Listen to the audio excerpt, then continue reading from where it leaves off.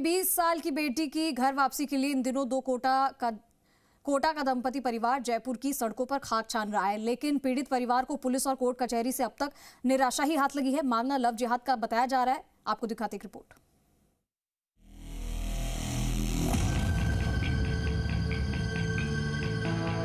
राजस्थान में लव जिहाद और धर्मांतरण के खिलाफ सख्त कानून पास हो गया है, लेकिन लव जिहाद रुक नहीं रहे हैं। ताजा मामला कोटा का है, जहां अनुसूचित जनजाति की युवती मुस्लिम युवक फरदीन बेग के प्यार में पड़ गई।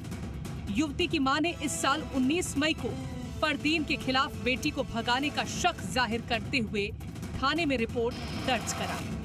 पुलिस से किसी प्रकार की कोई मदद नहीं मिली तो मां ने जिला कलेक्टर से गुहार लगाई।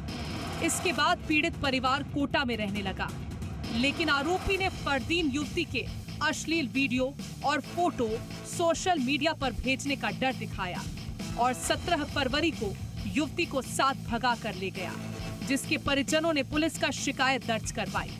पुलिस ने कार्रवाई करते हुए युवती को बरामद कर परिजनों को सुपुर्द कर दिया।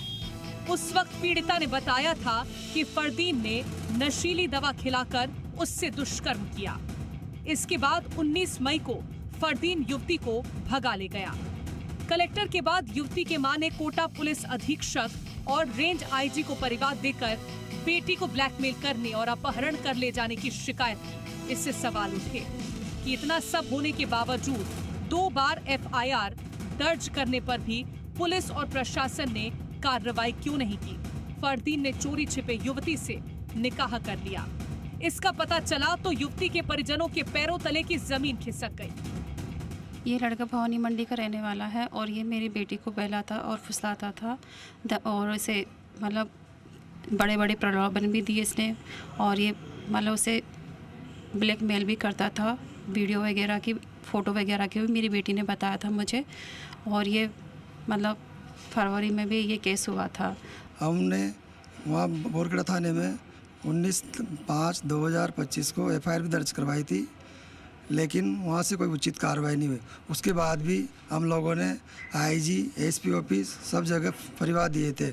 उसके बाद में हमने झालावाड़ कलेक्टर साहब को और कोटा कलेक्टर साहब को भी फरियाद दिए थे। उसके बाद में भी कोई कार्रवाई नहीं हुई।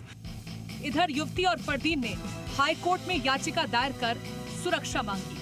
इस मामले की शनिवार को सुनवाई हुई। कोर्ट ने दोनों को सुरक्षा उपलब्ध कराने के निर्देश दिए। उसमें इन अनलॉफुल कन्वर्जन को लेके काफ़ी प्रावधान है जो इस चीज़ को प्रोहिबिट करते हैं। जैसे मैं आपको स्पेसिफिक प्रावधान बता देता हूँ। उसके सेक्शन 3 जो है वो किसी धर्मांतरण जो अपनी इच्छा के विरुद्ध हो उसको प्रोहिबिट करता है। सेक्शन 4 में स्पेसिफिकली ये लिखा हुआ है कि अगर किसी का धर्मांतरण हुआ है तो उसका कोई भी रिलेटिव, कोई भी करीबी रिलेटिव उस चीज़ के खिलाफ एफआईआर करा सकता है। युवती के परिजन भी कोर्ट पहुंच गए और कोर्ट के बाहर बेटी से मिलने का प्रयास किया। इससे फरदीन के परिजन धक्का मुक्की करने लगे। और षड्यंत्र के अंदर में किस तरह से एक पूरी संगठित व्यक्ति मिलकर हिंदू समाज को टारगेट करते हैं और उस षड्यंत्र के बाद जब इस तरह के कानून भारत के में और राजस्थान की विधानसभा में लाए जाते हैं तो कुछ विचारधारा के लोग उसका समर्थन नहीं बल्कि विरोध करते हुए नजर आते हैं। इस तरह के विषय सिर्फ राजस्थान में नहीं पूरे देश भर में फैलते जा रहे हैं और इसलिए धर्मांतरण विरोधी कानून की भी आवश्यकता सब जगह पड़ रही है। पुलिस किसी तरह फरदीन और युवती को अशोकनगर थाने ले गई। अशोकनगर थाने से औंडी कार में फरदीन, युवती और अन्य लोग पुलिस सुरक्षा में रामबाग सर्किल के लिए रवाना हुए। अंबेडकर सर्किल पर औंडी कार के सामने वाहन आ गया, जिसे टक्कर मारते हुए औंडी रामबाग होटल तक पहुंच गई। वहां मौजूद गुस्साई भीड़ ने औंडी कार में तोड़फोड़ कर दी।